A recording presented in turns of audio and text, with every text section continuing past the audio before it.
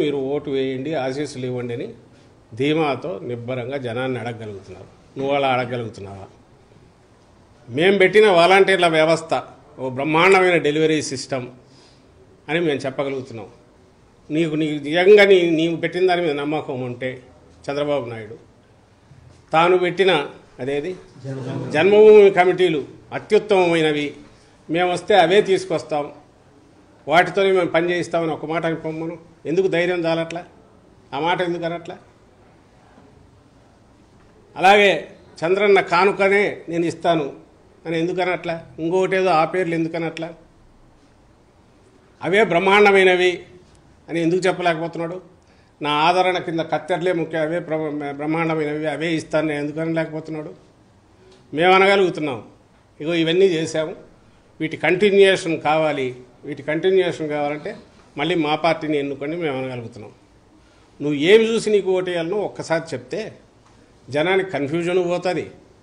నచ్చితే నిన్ను ఆదరిస్తే నిజంగా ప్రజాస్వామ్యంలో అది కరెక్ట్ కూడా అవుతుంది.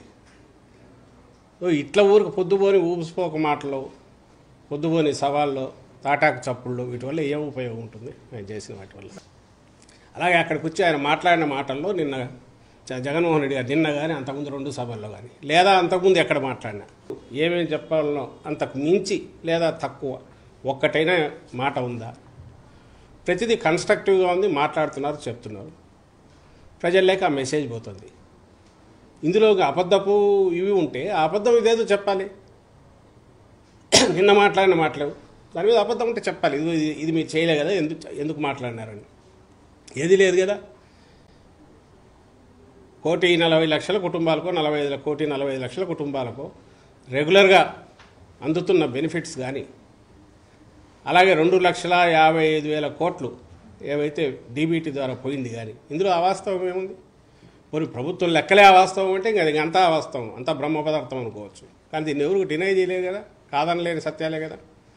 అలాగే ఊరూరు సచివాలయాలు రావడం కానీ, నాడు నేడు కింద స్కూల్ బిల్డింగ్లు ఇది కావడం కానీ, ఇవన్నీ కూడా వాస్తవాలుగా ఏమవుతాయి? నువ్వు ఎక్కడ కాదనగలవు? లేదా ఫీజు రీయింబర్స్మెంట్ ఫుల్ పే చేయడం కానీ, వైద్యానికి సంబంధించి 17 మెడికల్ కాలేజీలు రావడం కానీ, ఇవన్నీ కాదని ఎవరు అనగలరు? మొత్తం వ్యవస్థనే పూర్తిగా మారిపోయి 4 ఏళ్లలోనే ఇంత డెవలప్మెంట్ కనపడేది కాదని ఎవరు అనగలరు? వాటిని ఏమనలేక ఈ మధ్య ఈనాడులో వరుసగా చూస్తుంటే రామోజీరావు రోజు ఆయన విషం కక్కుతున్నది.